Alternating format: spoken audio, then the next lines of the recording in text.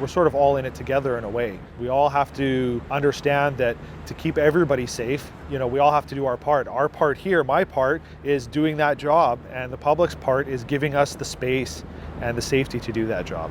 Our family and friends are using these roads as well. We're doing this for everybody. It's not just a job. We're keeping these roads safe for my wife, for my mother, for my siblings, for, everybody else that I know and care about that's out there using these roads. I don't want them to hit potholes. I don't want them to, skid out on an icy road. I don't want them to, come into any sort of dangerous action or have an obstacle in their way when they're driving. We're all busy and we're all trying to get where we want to go to, but just slow down, realize that those yellow flashing lights aren't there to get in your way. We're not an obstacle to get around. We're there to help make things safer for you and for everybody else on the road.